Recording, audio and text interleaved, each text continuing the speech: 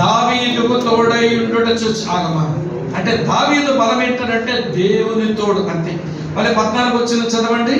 మరియు దావీదు సమస్త విషయములలో సుబుద్ధి కలిగి ప్రవర్తింపగా యెహోవా అతనికి దేవుని తోడు అంతే. అదే అతని బలం. అమ్మ వింటున్నారా? ఈ చదివిన వచనాలన్నింటిలో కూడా ఏం కనబడుతుందంటే 28 వచ్చిన చదవండి మరోసారి.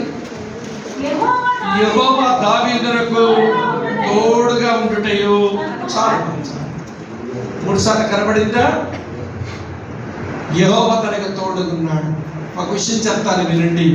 ఇదే దావీదు జీవితంలో దేవుని తోడు ఉన్న కారణం చేత చూడండి, ఒక మాట చూపించి ముగించేస్తాను.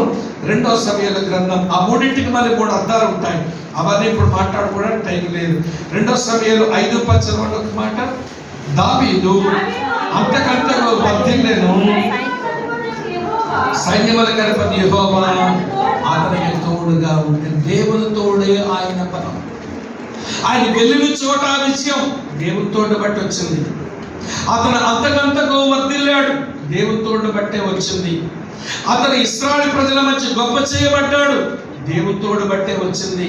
అతను శ్రమలంటూ తప్పించబడ్డాడు, దేవుని తోడు బట్టే వచ్చింది. అసలు దావీదు జీవితంలో ఆయనకున్న బలమంతా ఏంటంటే దేవుని తోడంతే. దేవుని దాసులు తమ రాజు గారు ఆ బలముతోనే సాగాలని మనం ప్రార్థిద్దాం. ఆయన కూడా అలాగే ఆశపడాలని కోరుకుందాం. అలాగే కూర్చున్న మనకు కూడా మన బలం ఏంటంటే మాకు దేవుని తోడు తప్ప బలం మాకు ఏ బలము లేదు. మాకు అంగబలము లేదు, మాకు అర్థం